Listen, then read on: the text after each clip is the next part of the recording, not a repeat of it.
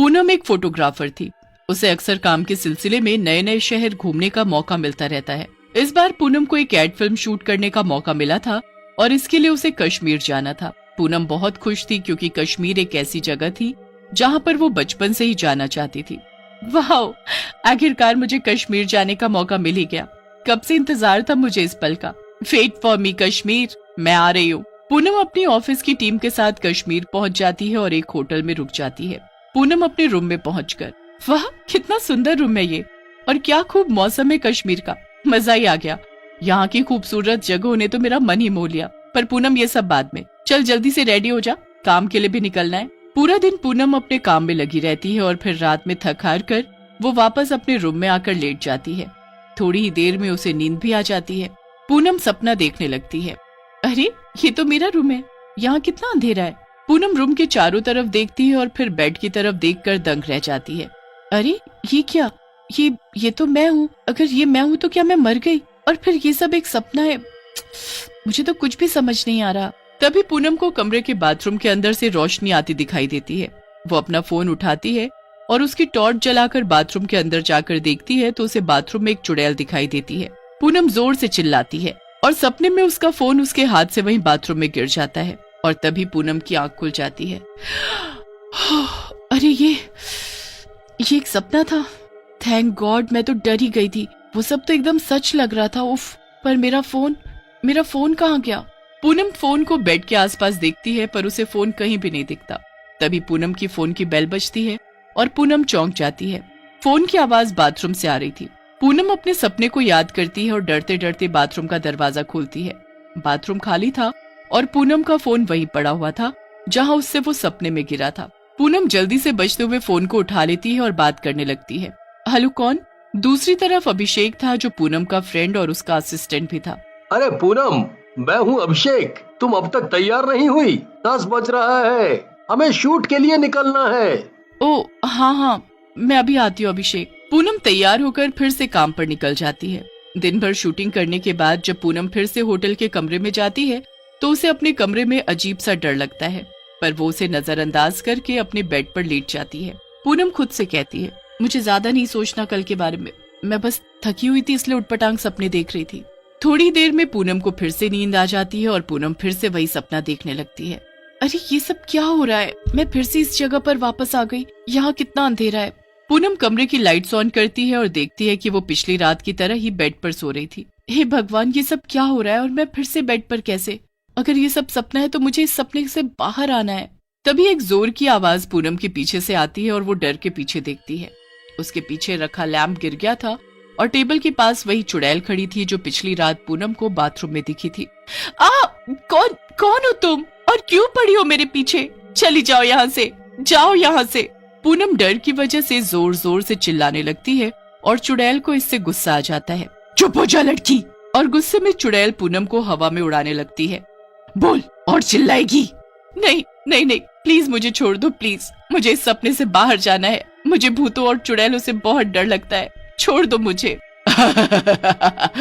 ओह, ऐसी बात क्या? तब तो तुझे डराने में और ज्यादा मजा आएगा। नहीं, माफ कर दो मुझे, छोड़ दो मुझे। ठीक है, जैसा तुम कहो। इतना कहकर चुड़ैल पूनम को हवा में उड़ाना बंद कर देती है, जिससे कि पूनम धड़ाम से जमीन पर गिर जाती है और उसका सपना फिर से टूट जाता है। हे भगवान, ये कैसे सपने आ रहे हैं मुझे? नहीं, ये सपना नहीं था बल्कि सच था। मुझे पता है ये सब सच था। कितना दर्द हो रहा है कमर में, जरूर हवा से नीचे गिरने की वजह से।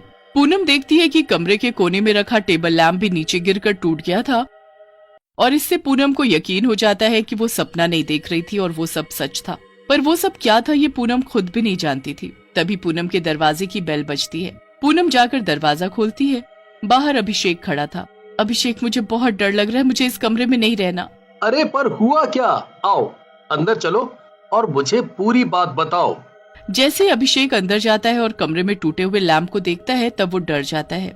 क्या बात है पूनम? क्या रात में कमरे में कोई घुसा था? नहीं अभिषेक, कमरे में नहीं बल्कि मेरे सपने में। पूनम अभिषेक को सारी बात बताती है पर अभिषेक को उसकी बात पर यकीन नहीं होता। ये सब तुम क्या कह रही हो पूनम? जरूर तुम्हें वहम हुआ होगा थकान की वजह से। इतना टेंशन मत लो यार। चलो काम पर भी जाना है। तुम्हें पता है ना ये प्रोजेक्ट हमारे लिए कितना इम्पोर्टेंट है। ठीक है अभिषेक, मैं अभी तैयार होकर आती हूँ, तुम चलो। पूनम को अभी भी कमरे में बहुत डर लग रहा था, इसलिए वो जल्दी से रेडी होकर काम के लिए निकल जाती है।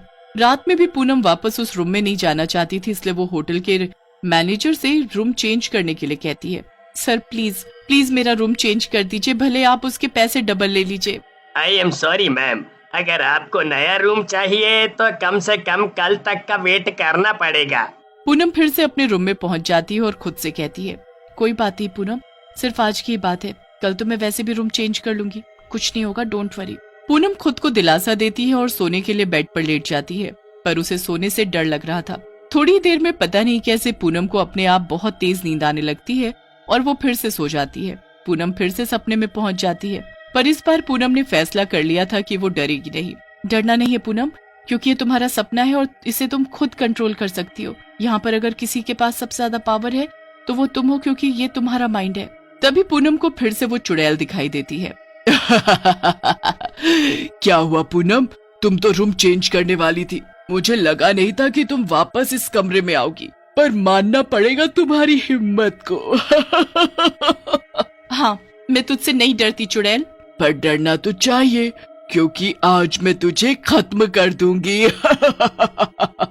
पर इस बार पूनम हार नहीं मानती। वो जानती थी ये उसका सपना है, इसलिए वो ज्यादा ताकतवर है। नहीं, मैं नहीं मरूंगी, अगर कोई मरेगा तो वो तू है। इतना कहकर पूनम जोर से चिल्लाती है और पास रखे लैम्प को फेंक कर चुड़ैल पर मारती है, जिससे चुड़ैल घायल हो जाती है। ये क्या किया तूने? ये मेरा सपना है और इस पर सिर्फ मेरा कंट्रोल है। इतना कहकर पूनम एक रॉड उठाती है जो वो शाम को अपनी सुरक्षा के लिए कमरे में लाई थी।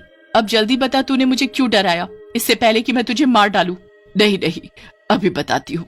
दरअसल कुछ महीनों पहले मैं अपने पति के साथ कश्मीर हनीमून मनाने आई थी, पर यहाँ पहुंचने के बाद मैंने मेरे पति को फोन पर बात करते सुना, जिससे मुझे ये पता चला कि उसने मुझसे शादी सिर्फ मेरी प्रॉपर्टी के लिए की थी और वो मुझे मारने वाला था। मैंने उसे बता दिया कि मैं सब जानती हूँ और मैं उसे डिवोर्स दे दूंगी। मैंने ये बोलकर एक दूसरा रूम इसी होटल में ले लिया। अगले दिन मेरी वापसी की फ्लाइट थी। उस रात जब मैं गहरी नींद में सो रही थी और सपना देख रही थी, तब मेरे पति ने कमरे में घुसकर मुझे मार दिया और मैं अपने सपने में ही कैद हो गई। तब से जो कोई भी इस कमरे में रहने आता, मैं उसे उसके सपने में जाकर डराती थी। प्लीज मुझे माफ कर दो। ठीक है, मैं तुम्हें माफ कर दूंगी, पर वादा करो तुम अब कभी किसी को नहीं डराओगी। पर फिर तुम्हारे पति का क्या हुआ?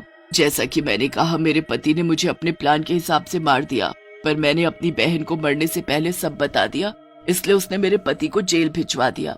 तो फिर तुम अब तक क्यों भटक रही हो?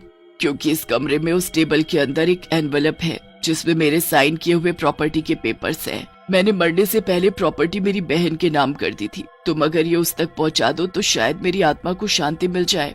ठीक है। तभी पूनम की नींद खुल जाती है और उसे होश आ जाता है। वो जल्दी से उठकर उसी टेबल के अंदर देखती है जहाँ पर चुड़ैल ने बताया था, और उसे वहाँ वही पेपर्स मिलते हैं। कश्मीर से वापस लौटने पर पूनम चुड़ैल की बहन को वो पेपर्स दे देती है, जिससे चुड़ैल की आत्मा को शांति मिल जाती है।